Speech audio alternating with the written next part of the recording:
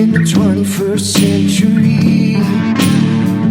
Hard-working people working hard for you and me. Moving higher, time and time again. Through the years you'll find us here. Moving higher. Hello and welcome to Moving Iron Podcast Tax Moves with Glenn Birnbaum. Glenn Birnbaum is with Sickich, and he is out of East Peoria, Illinois. And Glenn, it's good to have you back on the podcast, man.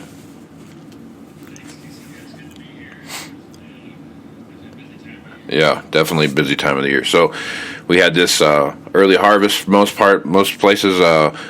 Fall was very uneventful as far as from a weather perspective, and so we got most guys are done, wrapped up, and they're starting to take a look at what they're going to do as far as end of the year tax buying reasons and stuff like that. And we want to talk about that a little bit, but what's weighing heavy on everyone's mind right now is what's new with PPP, because as you know, they change that about every day. So what's happened with PPP today, bud? The Paycheck Protection Program, and so this is we got always timestamp these. It's about 7:45 a.m. on Wednesday, and the government is due to shut down on Friday. At the end of the day, I believe, if they don't get a bill passed to fund the government, the debt ceiling, I believe it's called. So there was some news late last night on PPP. The question being, is there going to be another round of PPP like PPP2? And then, probably more important for tax planning is the PPP money going to be taxable? And so, your listeners can look at our last podcast. We talked in detail about that. But if you did get your PPP loan based on paying wages, right now the IRS is saying, hey, that PPP loan is going to be taxable. But there's a sense that maybe this is going to get fixed in a stimulus bill that could get passed maybe next week. So they got to kind of temporarily fund the government here for another week, and then hopefully get a stimulus bill passed next week. So Secretary Mnuchin came out with, I believe, his own plan that was around $900 billion. It's not clear to me yet on whether the PPP tax fix is in there. I'm not sure, but a few days ago there was quite the sense that was going to be in a bill that gets passed. But so the bottom line is it's Wednesday morning, and we should know more in a few days here. But that certainly is a wrinkle that we're trying to plan for. Is because it's a big deal. Is this PPP money going to be taxable or not? Yeah. It's crazy that everyone got this money, and there was not a typical government thing, though. Not very well. Yeah, so the bill, it said, hey, the PPP loan will not be part of gross income. I mean, that was in the the bill that became law. But then later on, they kind of said, well, maybe the expenses that you use that money for won't be deductible. So it's kind of maybe a backdoor way to address it. But that is what the IRS is saying right now, and until we get a congressional fix, that's what we got to deal with. Yep, absolutely. Crazy, man. Sooner or later, they'll get that figured out, and somebody will get a big penalty because they did everything they thought was right, but actually it was totally wrong. So, good stuff. All right, so with harvest wrapping up, a lot of guys are talking with their accountants right now and getting things figured out. What they have, what they don't have, how much money they made, how much money they didn't make. A lot of government payments are going to be figured into a lot of earning on-farm income and those kind of things. A lot of guys and gals are coming in and taking a look at maybe doing some upgrades on equipment. And one thing you brought up was, a combine payment in December. Do I need to make one of those to start that depreciation schedule in the 2021 or 2020 calendar year? So, Glenn, what's your thoughts on that? Yeah, this is a pretty common question. If you're a cash basis taxpayer, which most all farmers are, you're used to having to write a check, to get a tax deduction, right? Fertilizer bill or seed bill, whatever it might be, drying bill, something like that. And so it can kind of make maybe some common sense that, well, if I'm going to, get a new tractor, trade in something, get a different tractor, different combine, that I've got to make a payment, in December in order to, be able to deduct that payment. And this is one of these exceptions where really it's based on, the loan paperwork being dated in December, and as importantly, the equipment has to be delivered to your site, and, you could have used it, in December. So basically, it really doesn't matter when you make that first loan payment or first loan payment. It's that, you have a loan paperwork that's dated in December. That then allows you to depreciate it. And, right now we still have very nice rules for depreciation with Section 179, where you can do up to about $1 million. But you can customize that, any amount between 0 and $1 million. And then we've also got bonus depreciation or 100% bonus depreciation, which, you can deduct 100% of equipment, and, and that really has no limit on it. And it also applies to used equipment. So we've had these rules started in 2018. We had them in 2019, and then, we've still got them here in 2020, and then also 2021 and 2022, we still will have 100% bonus depreciation as the law is right now. Could that be changed? It's possible. I don't think it's too doubtful. But right now in 2020, yeah, we do have a lot of ability to write off equipment. If you have a lot of income or something that you're trying to offset. But yeah, the paperwork date is what matters on equipment, and having delivered the equipment to your farm. That's the key thing. Yep. So that's the other thing I want to talk to you about too, from that Section 179 perspective. I really believe there's going to be a fair amount of equipment that gets traded this year. And I'm really going on a limb there, but there's a lot of folks that have, a lot of folks that have out there, 5, 6, 7-year-old machinery that they haven't done much with since, 13, 14, 15, maybe even 2012. And they're looking at doing some upgrading there. What are some shortfalls they need to pay attention to, Glenn, in that trade cycle? Yeah, it's a good one, because in 2018 we had new rules, on trades, and so maybe there hasn't been much trading, and so this might be the first time you experience this rule. And they basically did away with like-kind exchanges, or sometimes they're called 1031 exchanges, for equipment, for personal property. Now it's still there for land or real estate, but they did away with it for equipment. So what does that mean? It means that, let's say, you had a trade-in allowance of $70,000, on a tractor or something, and you probably depreciated it down to 0 by now. If you trade it off, you'd have a $70,000 gain, okay?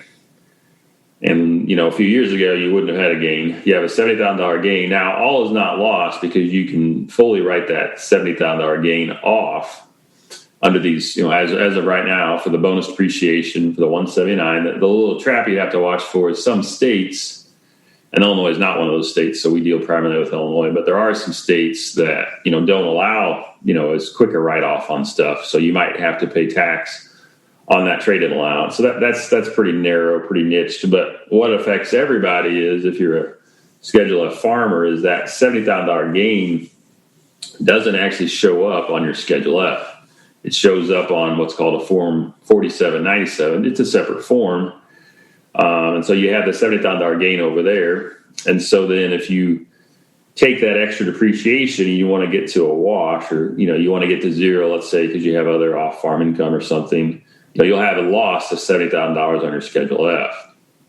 And so sometimes that's not the best situation, because, at least in my opinion, then you don't get a self-employment loss on that carried forward to next year. So in other words, so ignore the equipment issue. If I lose $100,000 on my Schedule F year 1, and I make $100,000 on Schedule F year 2, I have to pay self-employment tax about 15% on that $100,000 in year 2. I don't get to say, well, no, in total over the 2 years I made nothing, so I shouldn't owe any self-employment tax. So there's no such thing as a self-employment tax carryover to next year. So that can burn you unexpectedly. So anyway, we've been dealing with this for 2 years now, but yeah, it could, impact more people this year if it's been a while since you traded stuff off. So that's the couple things that I can think of offhand. Yeah, so folks, when you're out there talking to your tax professionals, make sure you bring that up and make sure you understand what's going on with that, because that, just like Glenn outlined there in that example, it could be 15 grand laying there that comes unexpectedly from the tax man. So the important thing, it's kind of coming back to me a little bit, some of the discussion we've had a few years ago is, you can't just tell your CPA or your tax person, hey, I paid, an extra 175,000, on this. My trade difference was 175,000. You need to provide the invoice that shows the trade-in allowance, the price of the new and then the net, because they need to know more details than they did a few years ago. Yep, good stuff. That's very important, Glenn. Thanks for bringing that up. So let's talk about some possible tax changes you're kind of anticipating and just taking advantage of current tax brackets you see out there right now.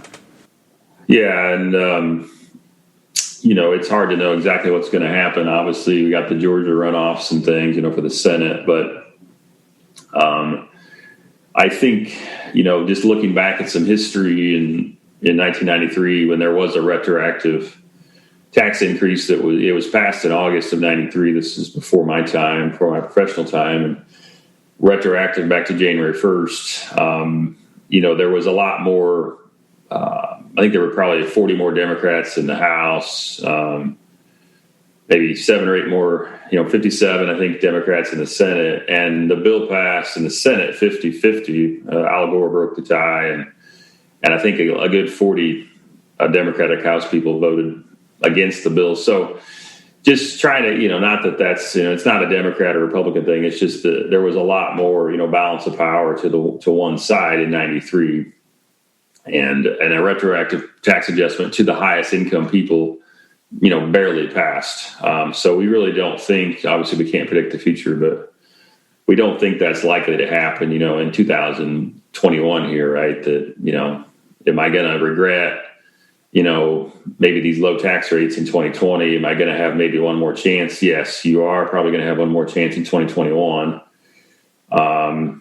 Now, the one thing to keep in mind for, the farmers in the audience who can use farm income averaging is, even if rates did go up in 2021, which I would, place very, very remote, farmers have the ability to take that income and push it back into the previous 3 years. So, so you have a lot more ripcord kind of parachutes when you're jumping out of the plane, I guess. So, So, that obviously we've talked about this over the years. That allows you to use a lot of hindsight, right? We can be talking in February and, or March or April with clients and, take it and say, well, wait a minute, now it's, let's change our mind. We're going to, push income more back into the prior years. And the one thing to remember there is let's say you have, $120,000 of income that you want to push back. You must do it in $40,000 to the third year, $40,000 to the second year, $40,000 to the first year. So, in other words, if it's 2020, you got to carry a third of it back to 2017, a third of it back to 2018, a third of it back to 2019. You can't customize it and say, I want to do 105,000, to this year. So you got to spread it out evenly. But it is just another tool in the toolbox that you can use to take advantage of low brackets. And, right now we have a 10% bracket, we have a 12% tax bracket. And so, those are quite low. And so, you want to think about making sure you use those up. If you're, particularly looking back to that third year, if you're going back into 2017, right, that's the year that's kind of going to fall off this year. And, if you've got 12% bracket available, let's just say, that would be for 2018. So you'd be a 15% bracket for 2017. Do I want to make sure I use that up? So again, the thing it does is it allows you to use hindsight and customize where you want to be. So it's a nice tool to have. Yeah, good deal, man. So you want to talk a little bit about the Sikich Ag seminar you have coming up? Yeah, it's this year it's going to be virtual. It's going to be 2 hours on Friday, December 11th. So this upcoming Friday, December 11th, it starts at 11 a.m. Central, and there's going to be a couple outside speakers. Mitch Fraser from Agronovus, Indiana, will be talking about ag innovation. We've got a local economic development person talking about, the Midwest and Central Illinois in particular, from Decatur, Illinois, which is where ADM is at. That's going to be speaking about, just kind of what's going on with economic development in the Midwest. And then I'm going to be speaking about kind of giving a bit of a tax update on what we think might happen, 2 tax rates, and I'll give the latest on PPP because I'm sure it'll be different, in a couple days. So, but it's going to be pretty quick hitting. I think, maybe 25 minutes to a half hour each. So, nothing super detailed, just enough to kind of whet your appetite. And obviously, we'll be open for questions and that kind of thing. So yeah, that's coming up real quick here in a couple days, Wednesday, December 11th. You can go to the Sikich website, sikich.com, and find the events page, and you'll see a link to register there. So. Right on, and that's open to anybody that wants to go into that. Anybody, right? No restrictions on it. Right on. Yep. Okay. I might even get in there, Glenn. Learn something. Go for it. Good stuff. Good stuff. All right, Glenn. Anything else you want to throw out there before we close the thing down here for the day? No, I think that's all. Yeah, I'm sure we'll be talking again probably next week. So hopefully we'll know a lot more. So we'll know as much about PPP next week as we know this week. So things are going to be great. All right, Glenn. Well, appreciate you being on the podcast. Glenn, if they want to reach out to you and get some more information about what it is you're doing there at Sikich and how you can give them some help, what's the best way to do that? Yeah, it's best to call our office here. Phone number is 309-694-4251. You can look me up on Twitter at Glenn Birnbaum is my handle. And then, of course, go to our Sikich website, sikich.com, and you can find a bio there as well. So yeah, happy to talk with anybody as we get closer to year end here. So right on. Well, good deal, Glenn. I'm Casey Seymour with Moving Iron Podcast. Make sure you check me out at Facebook, Twitter, and Instagram. This is where you're going to find the latest information about the Moving Iron Podcast as it comes out. Also, I have a new blog that'll be posted here this week about some comparisons to what we see happening now to what happened in 2009 and 10. A lot of comparisons there to those years. So look for that. Go to movingironllc.com for all my blog posts and Moving Iron podcast posts as well. Also information about the 2021 Moving Iron Summit in Nashville, Tennessee that got postponed from what was going to be in January, those January dates. They did have to postpone that. We're looking at the fall here, September 15th through the 18th, and that will give a little better, I think, travel as things kind of start to slow down here with coronavirus, knock on wood. So with that, I am Casey Seymour with Glenn Birnbaum. Let's go move some iron, folks. Out. Moving iron in the 21st century. Hard-working people